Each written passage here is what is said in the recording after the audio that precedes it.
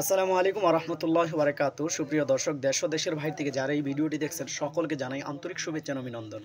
আসলে বর্তমান আলেম সমাজ এইরকম একটি পরিস্থিতি পড়েছে যা আমরা মনে হচ্ছে যে ফাটা বাঁশের চিপার মধ্যে পড়ে এদিকেও যাইতে পারতেছি না, ওইদিকেও যাইতে পারতেছি না। তো আলেম সমাজ আসলে কি বিদ্বেষপূর্ণ, বা আলেম সমাজ কি অহেতুক কোনো হিংসার ভিতরে পড়ে থাকবে, বা আলেম সমাজ কি এই রকম যে সর্বসময় তাদেরকে দুইমুখী আচরণে বা দুইমুখী একটি সবলের মুখে রাখবে? এটা কি আলেম সমাজ বলা হয়? আলেম সমাজ এমন একটি সম্মানী জাতি, আলেম সমাজ এমনই একটি জাত যাকে সর্বস্তরের লোকেদেরই কিন্তু সম্মান দিয়ে রাখতে হবে। কারণ এই আলেমই কিন্তু তোমার জন্মের সময় লাগবে, এই আলেমই কিন্তু তোমার মৃত্যুর সময় লাগবে।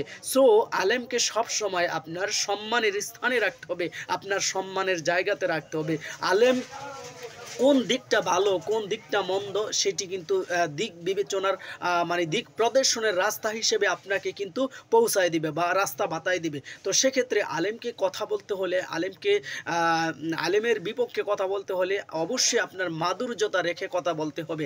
এখন নতুন একটি যে ডায়লগ ভাইরাল হয়েছে, বা নতুন একটি এটাকে বিএমপির, আমি নাম বলেই বলছি, বিএমপির একজন রাজনীতিবিদ, তুখর রাজনীতিবিদ ডক্টর মোহাম্মদ কি বলা হয়, ফখরুল সাহেব, রাজনীতির সাথে কোরআনের কোনো সম্পর্ক নেই, এটা বলছেন ফখরুল সাহেব। তো আমাদের যে স্কলার যে হাবিবুল্লাহ মাহমুদ কাসিমি সাহেব, তিনি কিন্তু খুব সুন্দর, অত্যন্ত সাবলীল ভাষায় বুঝিয়ে দেওয়া হয়েছে বা বুঝিয়ে দিয়েছেন। তো এই যে ব্যাখ্যাগুলো আসলে এখন বর্তমান সামাজিক বা বর্তমান প্রেক্ষাপটে যে রাজনীতিক যে অর্থনৈতিক যে পরিস্থিতি দেশের, আমরা দেশকে ঐক্যবদ্ধ হয়ে দেশের প্রতি কাজ করব সেটা নয়, আর উল্টো এক এক দল, এখন কোন দল ক্ষমতায় আসবে, কার কে কিভাবে কি করবে, কখন কিভাবে যাবে, এটা উমুক এটা সুমুক, আরে ভাই এত ব্যস্ততা কেন? আপনারা আসবেন ভালো কথা, আগে সংস্কার করেন দেশের সাংগঠনিক, দেশের অর্থনৈতিক, দেশের রেমিটেন্স, দেশের পরিস্থিতি সব ঠিক করেন না, আগে এগুলো সংস্কার করেন, আগে এগুলো নিয়মতান্ত্রিক করেন। কারণ তাড়াহুড়ার কাজই কিন্তু শয়তানের কাজ হতে পারে, তাড়াহুড়ার কাজ কখনোই সেটি ভালোর কাজ আসে না, ভালো রেজাল্ট আসে না।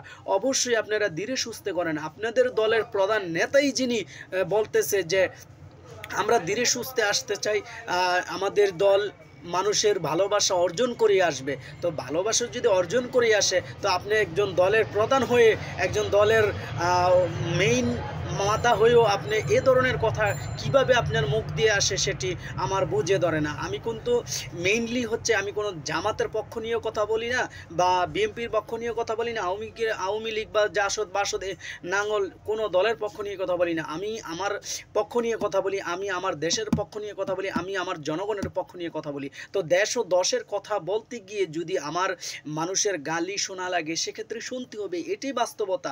আপনি যদি আপনার দেশের ভালোবাসা অর্জন করতে চান, আপনি যদি আপনার দশের ভালোবাসা অর্জন করতে চান, আপনি যদি আপনার দলের ভালোবাসা অর্জন করতে চান, অবশ্যই আপনার সকলের সামর্থ্য লাগবে, সকলেরই একটা যুক্তিকতা লাগবে। তো আপনি যুক্তিকতা ছেড়ে দিয়ে আপনি আপনার নিজের দলের ব্যক্তিগত স্বার্থ টানার চেষ্টা করবেন, সেখানে কখনোই উদ্দেশ্য হাসিল হবে না ইনশাআল্লাহ।